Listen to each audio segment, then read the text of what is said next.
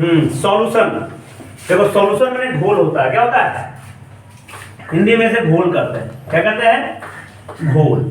जब भी घोल होगा तो एक घुलाने वाला होगा, है ना?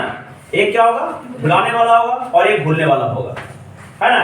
तुम लोग के केस में वही है, एक घुलाने वाला होगा और तुम लोग घुलने वाले को होगा, ठीक है? तो घुलाने वाला एक ही रहता है, घुलाने वाला एक ही रहता है, लेकिन घुलने वाला 2-3 को भी हो सकता है, ठीक है? अलग अलग टाइमिंग पे अलग अलग को घुलाएगा, ठीक है? तो अगर घुलने वाला एक घुलाने वाला एक, उसे बाइनरी सॉल्यूशन कहते हैं। कैसा सॉल्यूशन कहते हैं? बाइनरी, माने दो। अगर घुलने वाला एक घुलाने वाला एक घुलने वाला दो, टर्शियरी सॉल्यूशन कहते हैं, है कि नहीं? अगर घुलाने वाला एक घुलने वाला 2-3, उसे क्वार्टिनरी सॉल्यूशंस कहते हैं, जो आगे पढ़ने का होगा। तो सॉल्यूशन में दो भी चीज होगा, एक सॉल्यूशन होगा, सॉल्यूशन में एक होगा सॉल्वेंट, कॉन्वेंट सॉल्वेंट, और एक होता है सॉल्यूट। दोनों मिलकर बनता है सॉल्यूशन, ठीक है? हिंदी में जानकारी इसे कहते हैं विलायक, इसे कहते हैं विलेय, और इसे कहते हैं विलियन। क्या कहते हैं? इसे हिंदी में कहते हैं विलायक, इसे कहते हैं विलेय, और दोनों मिलकर बन जाता है जिसको कहते हैं विलियन या घोल, ठीक है? अब देखो क्लास 9th में पढ़ा होगा सॉल्यूट के बाद सॉल्वेंट के बारे में। सॉल्वेंट किसे कहते हैं? जो किसी सॉल्यूशन में, ध्यान से सुना, जो किसी सॉल्यूशन में ज्यादा मात्रा में हो, प्रेजेंट हो, क्या होगा?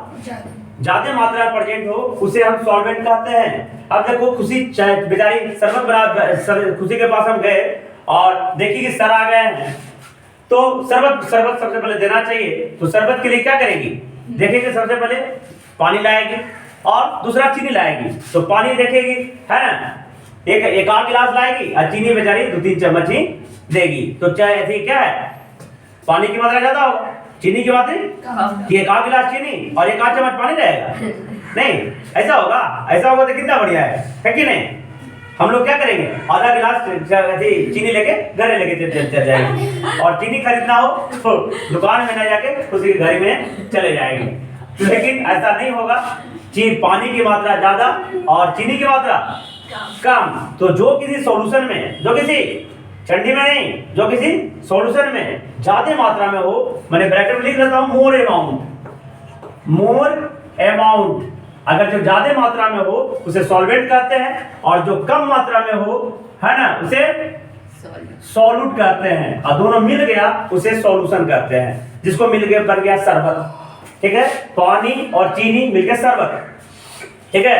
तो पानी हो गया सॉल्वेंट, चीनी हो गया सॉल्यूट, और शरबत हो गया घोल। मुझे समझ में आ गया?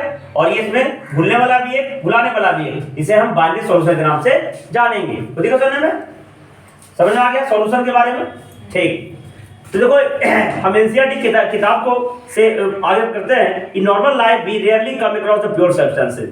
हम ये जो नॉर्मल लाइफ, हम लोगों की जिंदगी नॉर्मल ही है, हमारी का लाइफ है नहीं, है ना? 400 करोड़ में शादी कर रहे हैं, है कि नहीं? बेटा मोटा हो गया, ऐसा खिलाते, है ना? तो ऐसा तो है नहीं, है कि नहीं? बेटा मोटा है और बहू पतला खोज के ला रहे हैं, तो ऐसा नहीं। हम लोग नॉर्मल लाइफ है, हम भी पतला, मेरी पत्नी भी पतला रहती है। तो we rarely come across pure substances. मैंने रेयरली होता है, कभी कभी प्योर सब्सटेंस, शुद्ध सब्सटेंस को देखने को मिलता है। अब देखो शुद्ध मतलब ऐसा नहीं है, तुम लोग शुद्ध के मतलब क्या है? जो नाली में गिरा हुआ शुद्ध और नाली के ऊपर शुद्ध, ऐसा नहीं है। प्योर मतलब केमिस्ट्री पढ़ रहे हैं हम लोग, तो प्योर मतलब क्या होता है? जो सेम काइंड ऑफ एटम्स या सेम काइंड ऑफ मॉलिक्यूल से मिलकर बना होता है, उसे हम प्योर सब्सटेंस कहते हैं। समझ गए जी खुशी कुमारी?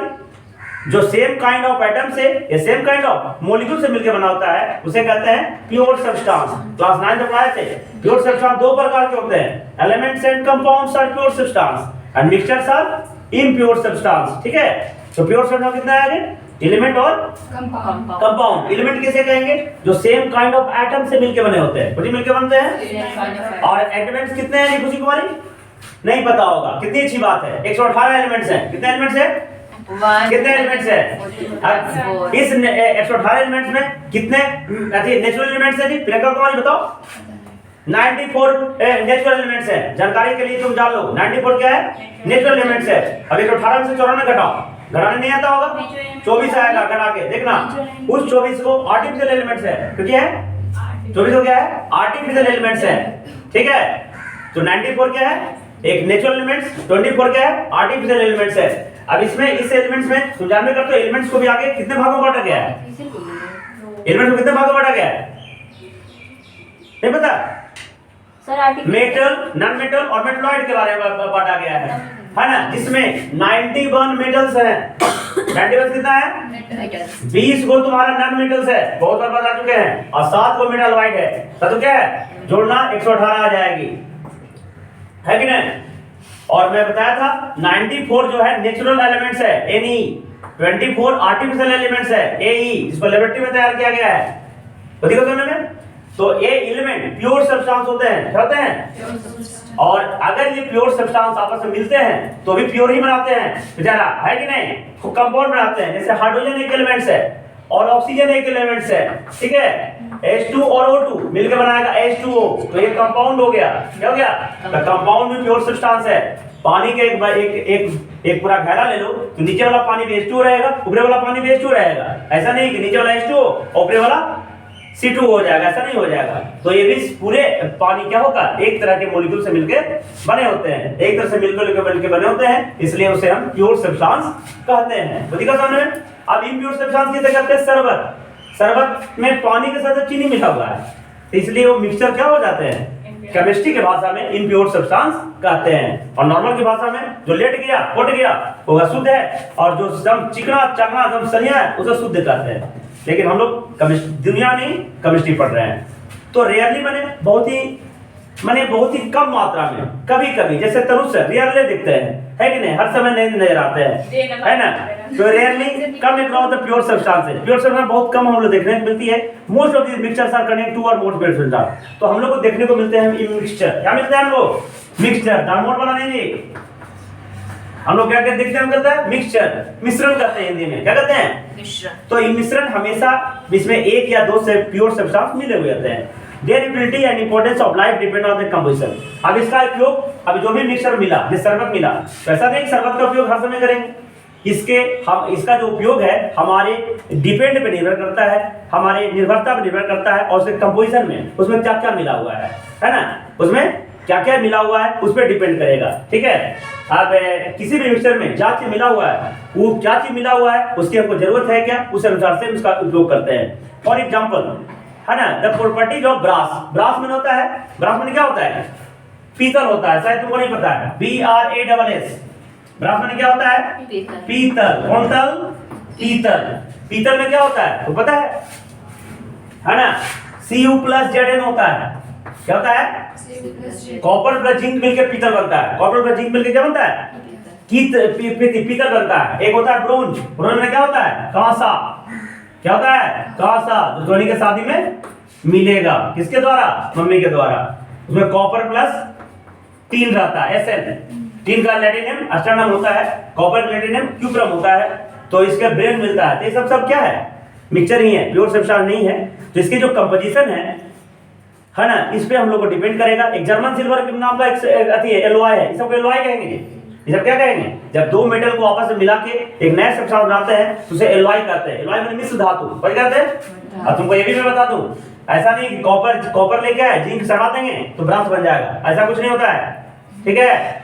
कॉपर को पहले गलाएंगे, क्या कहेंगे, जिंक को गलाएंगे, गलाने के बाद उसको मिक्स करेंगे, बढ़िया से मिलाएंगे, मिलाने के बाद ठंडा करेंगे, तो ठंडा बन के फिर बन जाएगा ब्रास, ठीक है। लिक्विड फॉर्म में मिक्स होगा, सॉलिड फॉर्म में मिक्स नहीं होगा, ठीक है। जर्मन सिल्वर एक मिक्सचर है, इसमें कॉपर, जिंक और निकल भी मिलता है। जर्मन सिल्वर में क्या होता है, कॉपर, जिंक, निकल मिलता है। एंड ब्रोंज, देखो ब्रोंज भी लिखा है, mixture of copper and teen.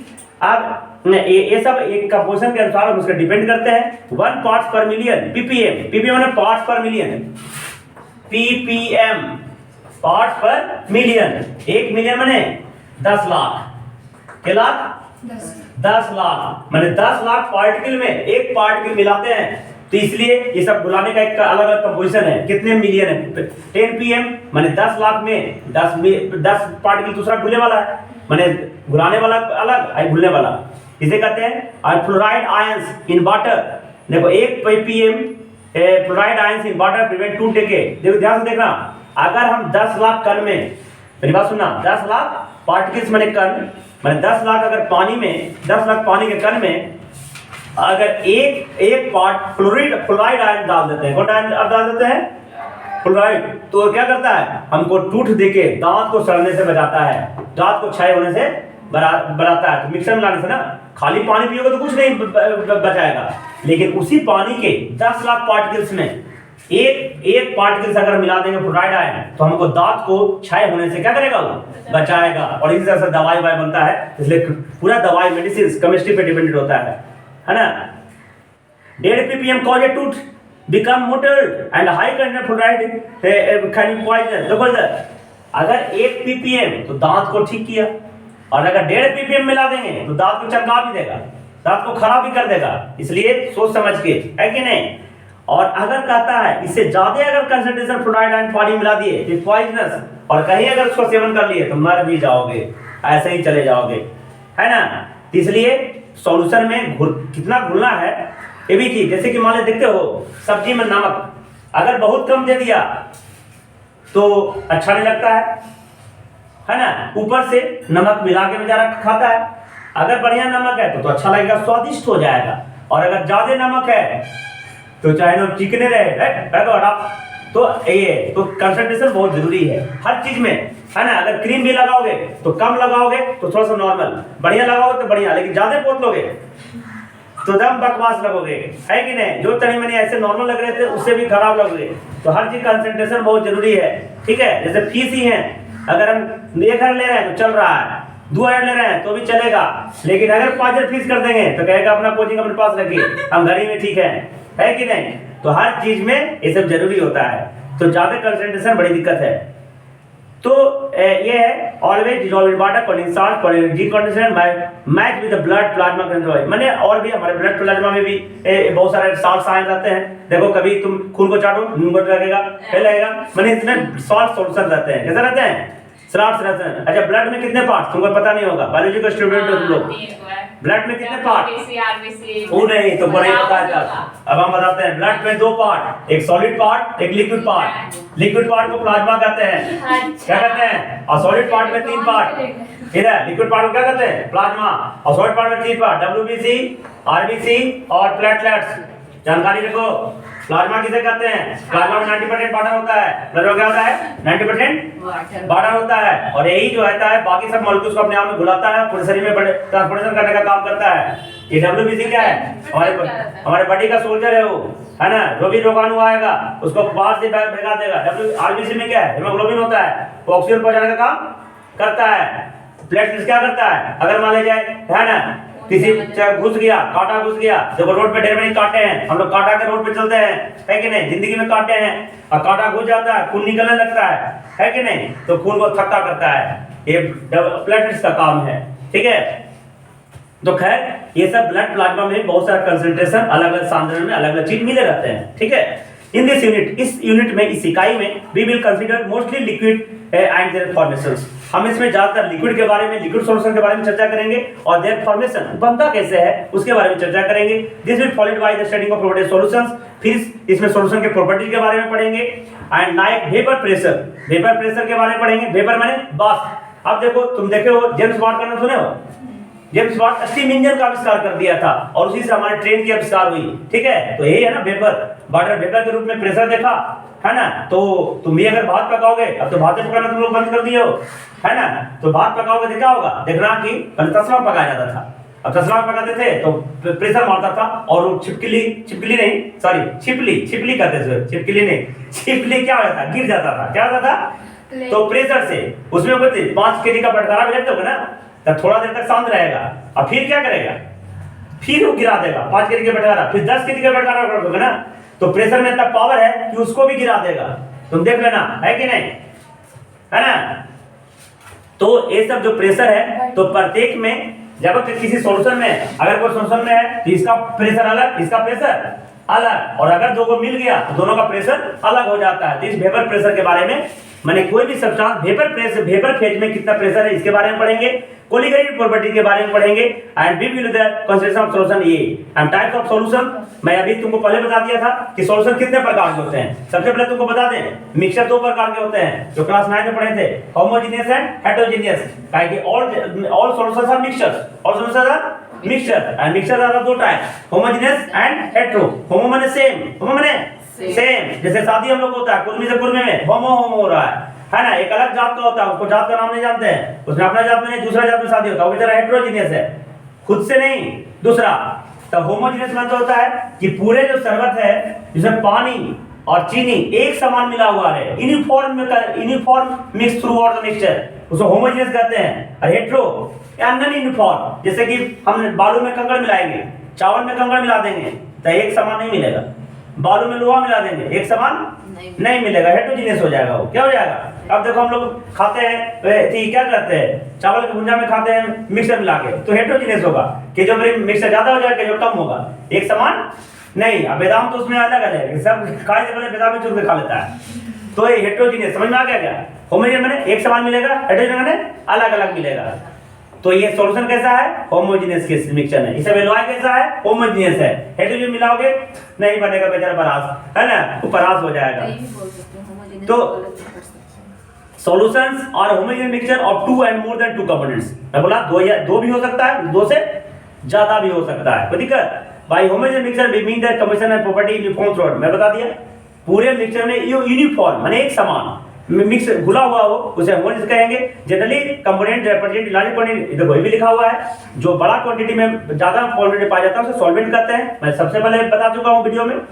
और जो कम अमाउंट में होता है उसे हम सॉल्यूट कहते हैं, क्या कहते हैं, सॉल्यूट कहते हैं। And solvent determine the physical property in the solution exist, जो सॉल्वेंट है ना वो डिफाइन करेगा कि ये जो मिक्सचर है कैसा होगा, तो दिक्कत कौन डिफाइन करेगा, सॉल्वेंट, है कि नहीं। माने मिक्सचर का कौन सा स्टेट होगा, स्टेट जानते हो ना, तीन होता है ना, सॉलिड लिक्विड गैस। सॉलिड किसे कहते हैं, जैसे हम लोग सॉलिड है, मेरा आकार भी बराबर है, आयतन भी बराबर है, size shape and size fix है और वॉल्यूम भी फिक्स है, हम सॉलिड है कि नहीं। और लिक्विड में क्या होता है, शेप एंड साइज बदल जाता है, इंडिफिनिट हो जाएगा, लेकिन आयतन निश्चित होता है। और गैस में क्या होता है, दोनों निश्चित होता है, shape and size and volume both are indefinite gas. और कुछ हमारे जानकार लोग थे, पता नहीं कौन थे, है ना, एक 14 स्टेट की खोज किए, प्लाज्मा, एक कुछ तो एक अलग थे, पांचवा भी खोज दिए हैं, BEC both and steam condensate, लेकिन चर्चा उसकी होती नहीं, है कि नहीं, तो दिक्कत होने में यही तीनों। तो कौन सा स्टेट में जो सॉल्यूशन रहेगा ये कौन डिटरमाइन करेगा, सॉल्वेंट। कौन डिटरमाइन करेगा, सॉल्वेंट। सॉल्वेंट डिटरमाइन नहीं करेगा, कम ही लो हिल रहा है। तो ये अब कहता है one of more components present in solution, one is solvent solutes, ठीक है। अब बाइनरी सॉल्यूशन, बाइनरी में क्या होते हैं, वन सॉल्वेंट एंड और वन सॉल्यूशन, है ना, उसे कहते हैं बाइनरी सॉल्यूशन। क्या कहते हैं, बाइनरी सॉल्यूशन।